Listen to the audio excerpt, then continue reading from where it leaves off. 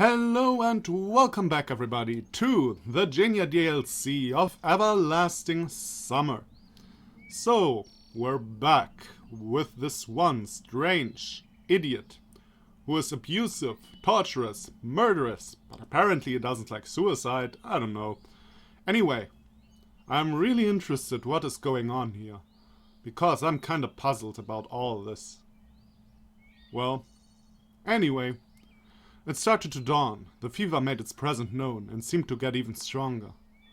Apparently the real pioneer girl got lost somewhere in the forest. Looks like I've been ditched again. Though I wasn't too hopeful this time, I just wanted to get everything back the way it was, not come back to reality. Maybe it's only been an hour on the other side. Maybe centuries. It doesn't matter anymore. I felt like a comatose man who wakes up and can't recognize the world around him.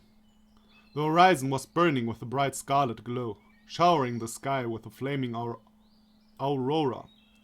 What if it wasn't just the inhabitants that had changed in this world? In a mere few minutes, the beams of the blazing sun will get here and burn me up, together with this whole damn Sovietnock. I wish the real pioneer girl would come back. It's better to settle in a new world than burn alive in a familiar one. More so because nobody there will know about everything that had happened with me here. About everything I did myself. You seem to be in deep thought about something. A familiar voice sounded nearby. My voice. What do you want? I was surprised by his appearance, and even scared a bit. I had enough problems with the maddened pioneers, and had stopped even thinking about my doubles. Although, my doubles? How long has it been since I called them that?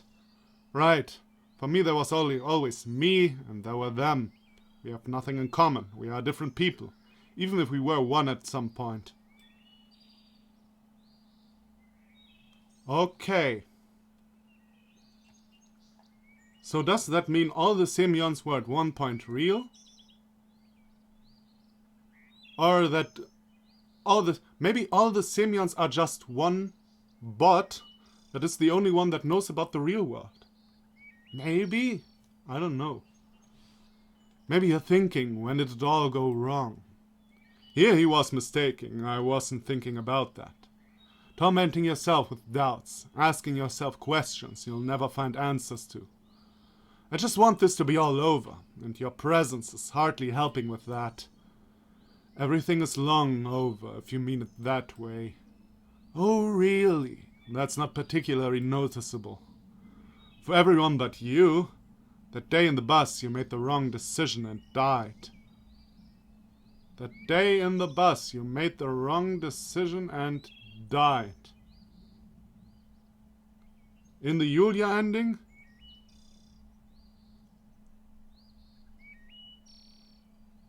So is he the one that got together with the other ghosts there and went... Maybe? I looked over my body carefully. It hurts, which means I'm alive. I don't look much like a dead man. You think it's all really that simple? That movie-like? Do you want to remember the moment when the life left you? Remember your last breath? The point of transition? The first moments on the new level of existence? I don't really get you. And that means that I've already died then, in reality. No, you've been given a chance, but you didn't use it, and ended up in your own personal hell, limbo, if you wish. Oh, look at you, reinventing the wheel, as if I didn't know that. You knew that, but you didn't know that you're alone here now, and there is no exit. I knew that. Or at least I assume so. So, what about you then? I'm not here. I'm just your hallucination. The forest resounded with his disgusting laughter. This is all painfully familiar. But why is it repeating itself now? Is it true when they say that troubles never come singly? Be my guest. I closed my eyes and even turned away, just to be sure. Don't treat him like that. He's one of us too. Or at least he once was. The familiar voice sounded a bit different. Oh. Oh. I see. No, I don't. I don't, but hey. Now 2 pioneers were standing in the clearing in front of me. You have to fight fire with fire. He's already been through enough fighting. I wouldn't say it's enough yet. They were arguing, and the reality lost all meaning to me. Look, he's lost his mind for good already. That's nothing special. It'll pass. Like in that story that we told Uljana, signed with the name of a non-existent friend. The mad regain their sanity, and the sane go mad. Oh, so this long story actually had a purpose.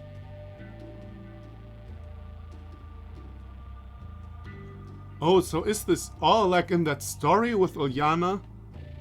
Where the people go on with their lives and they can't die? And when people reach the place where they're at, they are actually all dead in reality? Well, that is kind of obvious, though. I thought of that when Semyon told the story to Uljana, but I thought that is kind of blatant obvious. That would be kind of obvious, I guess. I don't know. And then that devilish laughter again. You think this is his first time? Isn't it? I know for sure that it isn't. He thinks he remembers everything. He's ready for everything. He knows the behavior of every pioneer beforehand. But he forgot so much. Maybe forgot the most important thing. Enough already! The two suddenly stepped aside, and the cat-eared one came forward. I was always kind of wary of her, because I thought that there was nothing good to expect from her. Moreover, somewhere deep inside of me, she caused some kind of animalistic, primal fear, like the fear of the dark. And I never believed her stories either. Like that she's our subconsciousness, its hidden part.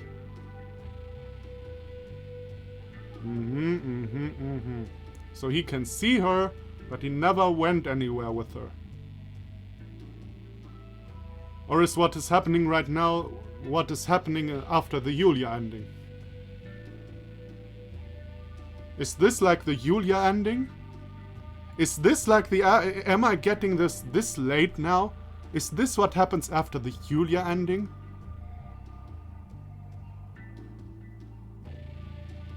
Like I mean, I knew I was stuck, but it felt so much like a happy ending. I mean, stuck in the fake world, happy ending, but still a happy ending. So, is this what happens then if you go with Yulia together in the bus? Well, if you return to the camp, decision-wise, anyway. What nonsense. Don't you see how bad off he is? You're no use, like you. She pointed her finger at the evil pioneer. Hurry to the infirmary for pills. What pills? He was a bit startled. I don't know. Aren't you the smartest one here? Figure it out. The pioneer sighed helplessly and dragged himself in the direction of the camp. And you? She looked at the good one. And you? Well, find something to do too. Honestly, your whining is sickening. It only makes things worse. But I only wanted to help. But you're not helping, so go. She waved her hand and made an expression that made a thought flash through my head. Just like a grumpy cat. Okay, so now at least it's now obvious. We have the evil and the good from the Semyon ending. So the person we're playing right now is probably the Semyon that got on the bus with the Semyon we played and Yulia. I guess. I suppose. Or maybe it's even the Semyon that was together with Yulia. Maybe, I don't know. The pioneer didn't argue and followed his double. So what now? I asked without much enthusiasm. I've been tricked more than once, and I'm not going to believe her now. Especially her. I would never have thought that all of the local inhabitants would be the cat-eared one to come to help me. Even if only in words. After all, she remembers the previous times. Remembers our quarrel in the bus.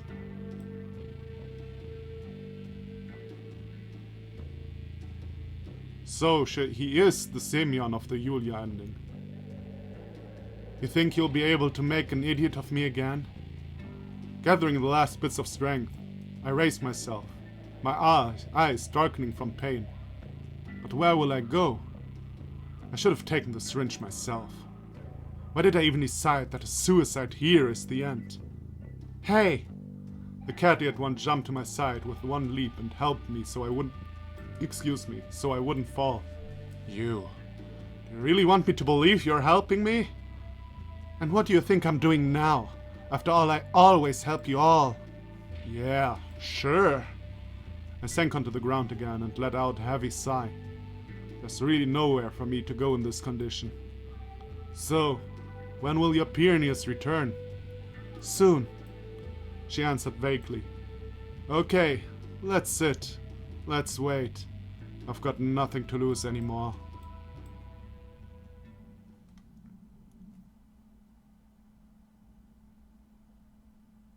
Okay, well, we know.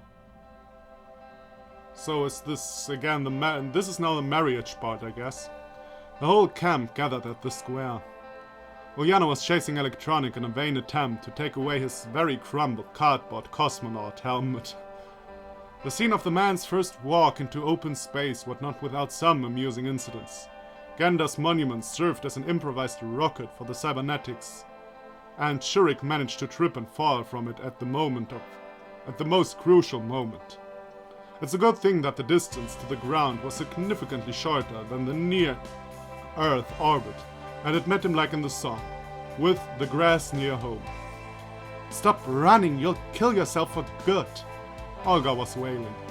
I'm not even sure what concerned him more in this situation, the cyberneticist or the image of the camp that had no accidents 365 days a year since the beginning of time.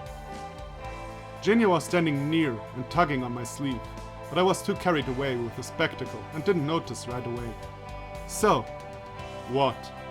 Are you sure we should be doing this? You wanted this yourself. I didn't want anything. You just suggested, and I agreed.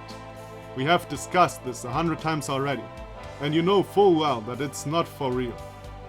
Oh, so it's not for real, huh? All Semyons don't know how to treat women, she said dreadfully. That's not what I mean. We're just in this world. Don't forget it. In a couple days everything will repeat itself and no one will remember this. Yes, but I will. So who are you embarrassed by the most? Those around you or yourself? Zhenya blushed and said nothing. Okay, go change already, Olga commanded us. Ready? Zhenya nodded.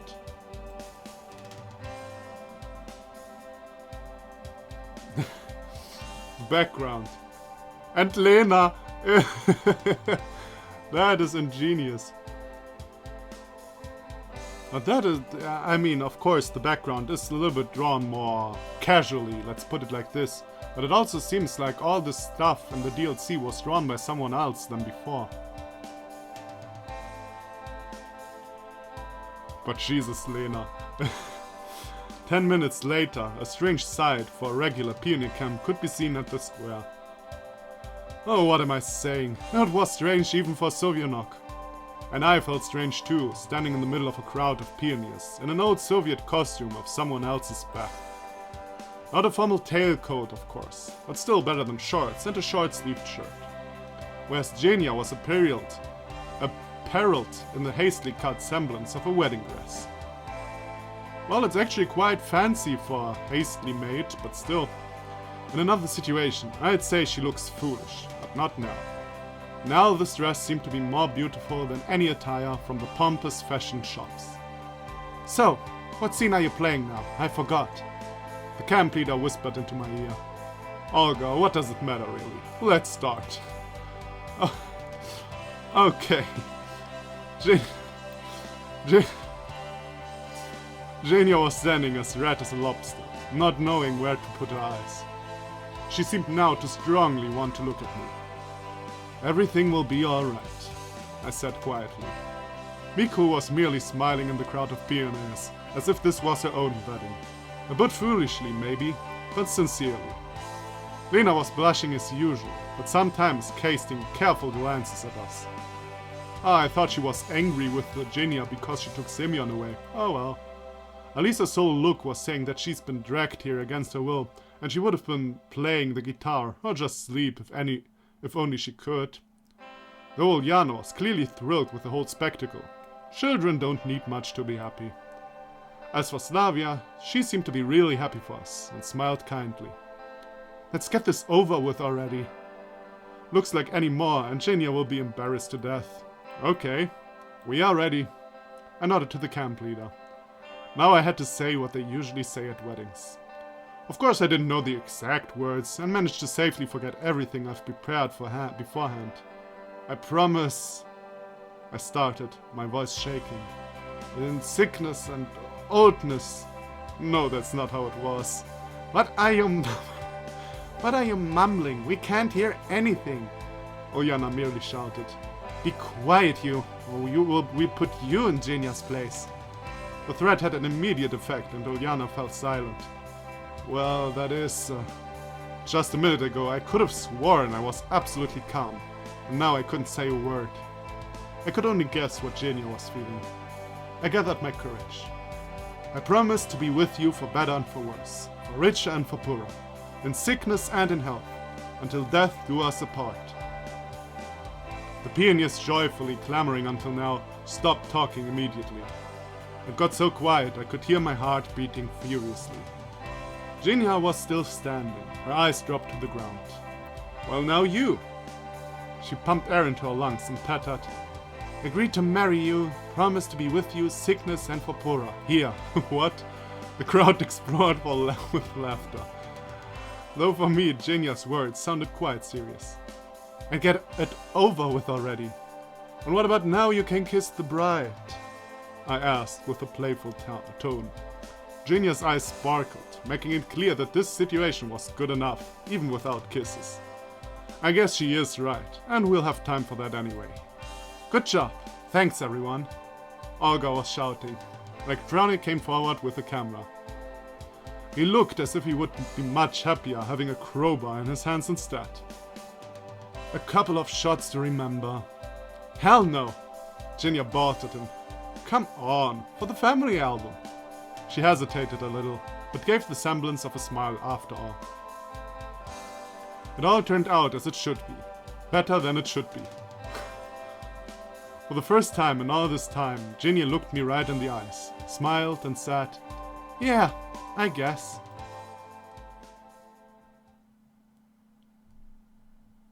So, if this, the not Zhenya, Semyon, the asshole Semyon, is the one that took the bus with Yulia, who's the Semyon together with Zhenya? Or are these really the two, the asshole is the one that got on the bus without permission, and maybe the other one is the one with Zhenya? I don't know. I really don't know. Jesus, if someone has nothing to do, you may as well make a counter of me saying I don't know. Because at this point, I probably said it hundreds of times. I woke up when the day was already drawing to a close. The fever had abated, and I found an injection mark on my right hand. Did that Katia one really help me? At first I couldn't even believe there's somebody here capable of a kind deed after all that has happened in the last few days. With some difficulty I got up and headed towards the camp. After all, I definitely have nothing to do in the forest, and it doesn't look like it can get any worse.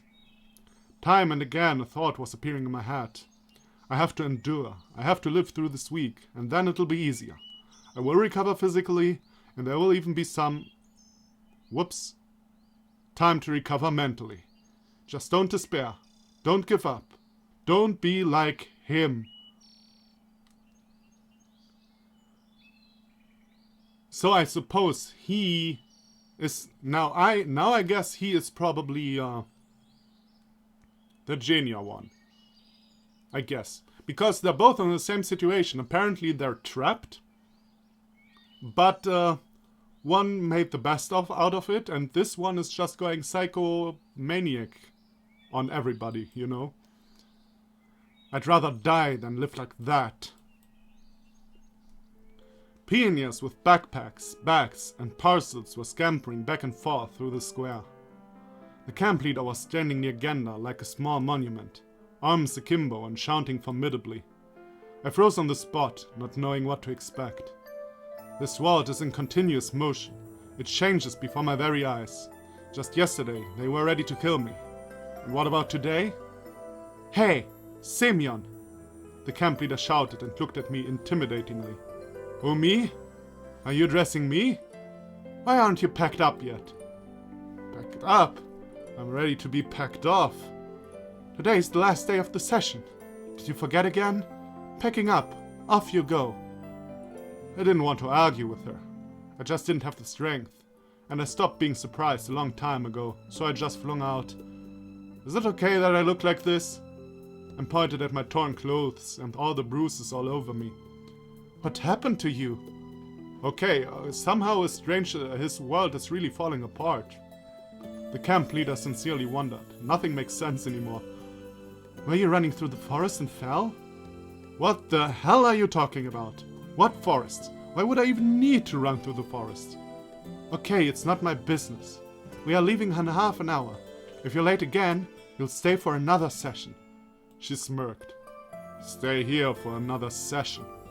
No, this definitely lies out of my plans. Anyways, a new chance to get out of here appeared. Even if in such a dumb way. I slowly dragged myself towards the bus stop. The whole camp crowded in front of the bus. Everyone is waiting for the camp leader. After all, following rules contradicts their own rules. Oh, what happened to you? The pioneer from the infirmary inquired maternally. Are you alright? Need a bandage? Why stop at that? Offer me a splint. Must have fallen into a ditch and cried his eyes out. Sure, look who's talking. Yeah, for real. Crime master. What if wolves got him? Only if those wolves were the local pioneers.